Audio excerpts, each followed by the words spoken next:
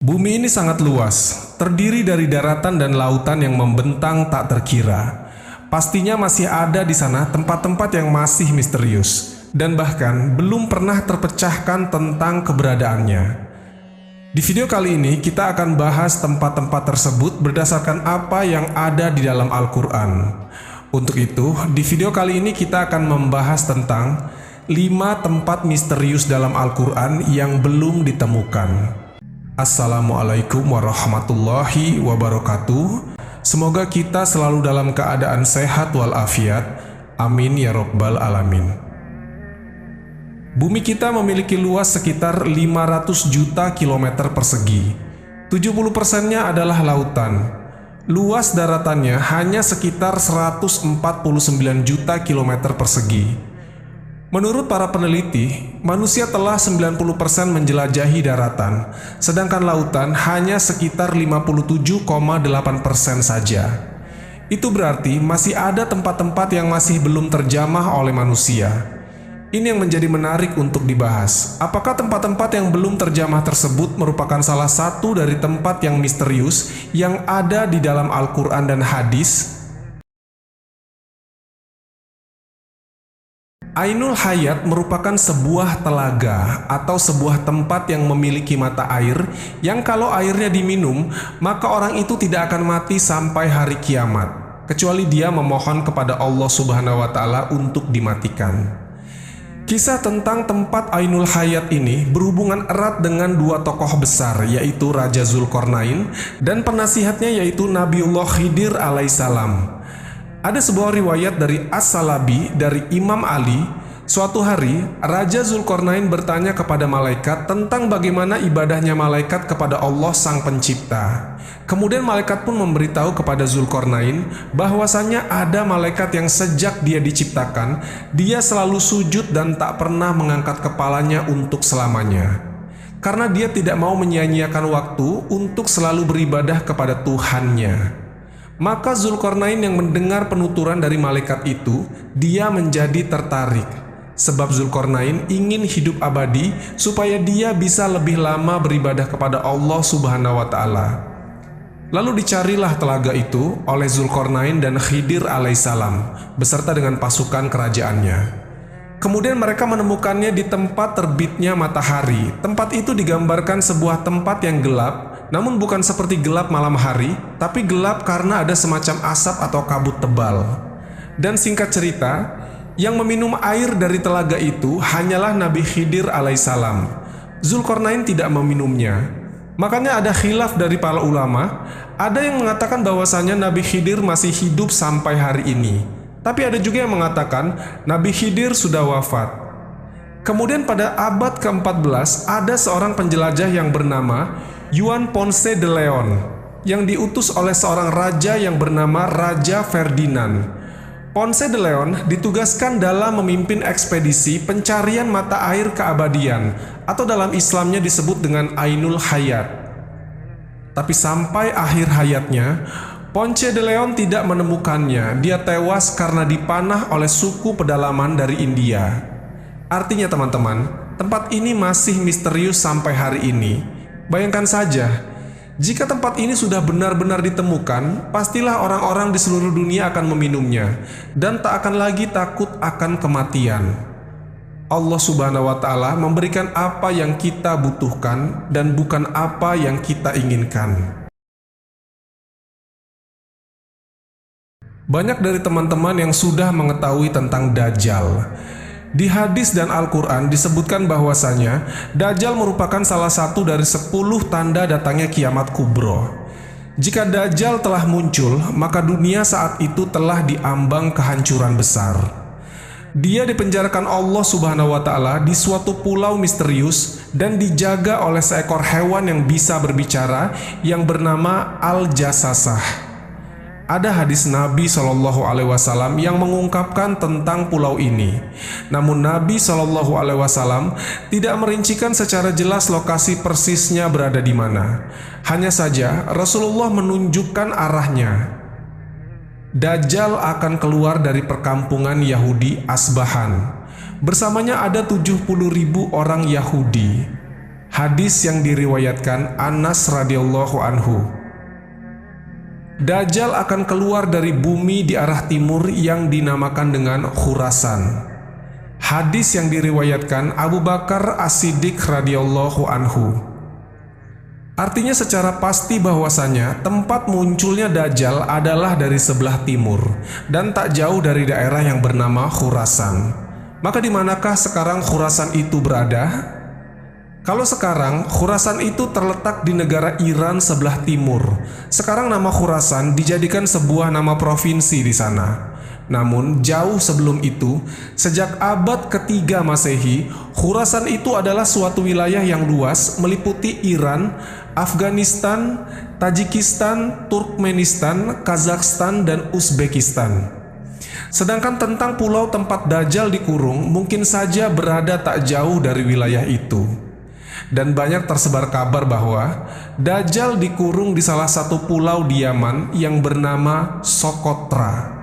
Karena pulau ini benar-benar aneh dan punya hewan dan tumbuhan yang tidak ditemukan di tempat lain selain di pulau Socotra ini. Banyak orang yang mengaitkan tentang pulau Socotra ini sebagai pulau Dajjal. Namun ada pula yang mengatakan Dajjal di segitiga Bermuda.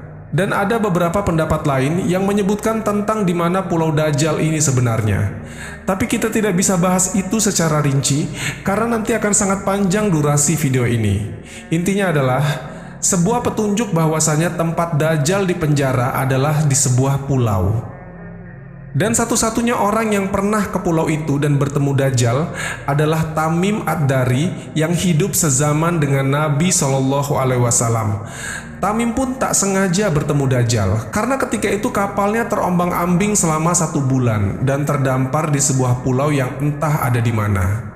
Logikanya teman-teman, kejadian Tamim ini tidak pernah terulang lagi dan bahkan sampai saat ini bisa disimpulkan bahwasanya pulau tempat di mana Dajjal dipenjara memiliki lokasi yang tidak biasa. Atau bisa juga dibilang dia bukan berada di dimensi manusia, makanya tidak bisa ditemukan.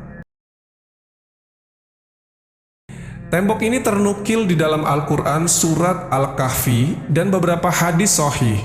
Singkatnya, tembok besi yang dibuat oleh Raja Zulkarnain ini berfungsi untuk mengurung 2 kabilah perusak, yaitu Ya'juj dan Ma'juj.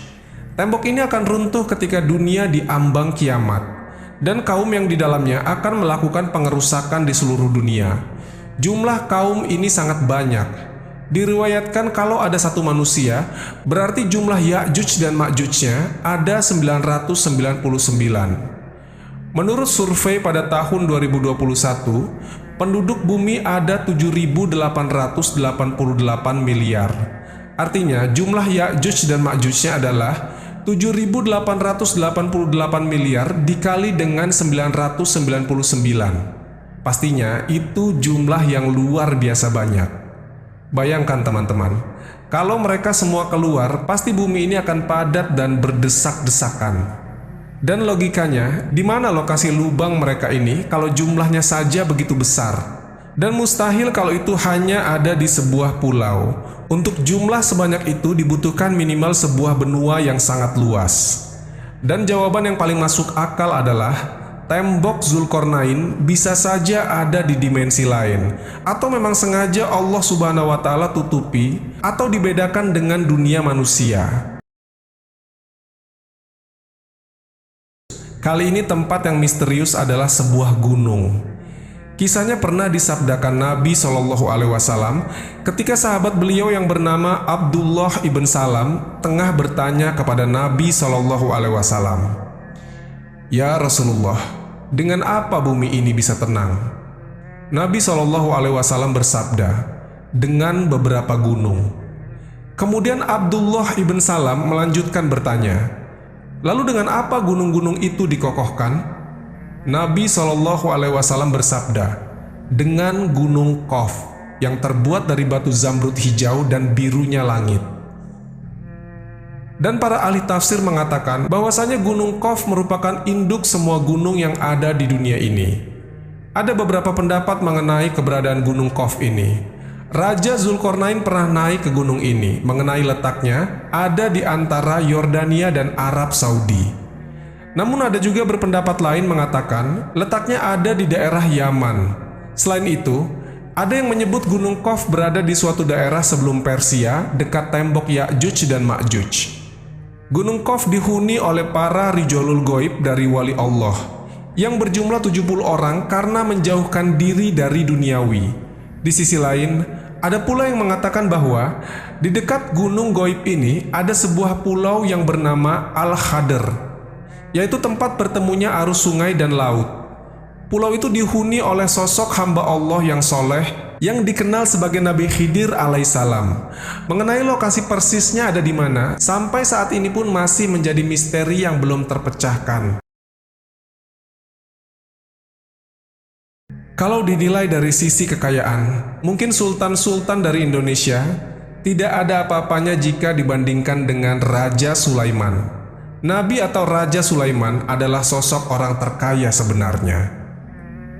Dia berkata, "Ya Tuhanku, ampunilah aku dan anugerahkanlah kepadaku kerajaan yang tidak dimiliki oleh siapapun setelahku. Sungguh, Engkaulah yang Maha Pemberi." Al-Quran, Surat Shad ayat ke-35. Dikatakan kepadanya, "Masuklah ke dalam istana." Maka tatkala dia melihat lantai istana itu, dikiranya kolam air yang besar, dan disingkapkannya kedua betisnya. Berkatalah Sulaiman, "Sesungguhnya ia adalah istana licin terbuat dari kaca." Berkatalah Balkis, "Ya Tuhanku, sesungguhnya aku telah berbuat zolim terhadap diriku, dan aku berserah diri bersama Sulaiman kepada Allah, Tuhan semesta alam." Al-Quran, Surat An-Naml ayat ke-44. Saking luar biasanya bentuk dari istana ini sampai-sampai ternukil di dalam Al-Quran. Menurut beberapa para ahli sejarah, istana megah Sulaiman dibangun oleh manusia dan bangsa jin. Makanya, istana dari Nabi Sulaiman ini istimewa. Tidak bisa jika dibandingkan dengan bangunan-bangunan modern seperti sekarang ini. Istana Nabi Sulaiman disebut dengan Solomon Temple atau Kuil Sulaiman. Hal ini sesuai dengan literatur bangsa Yahudi. Istana Nabi Sulaiman alaihissalam sekarang sudah tidak ada lagi alias sudah runtuh.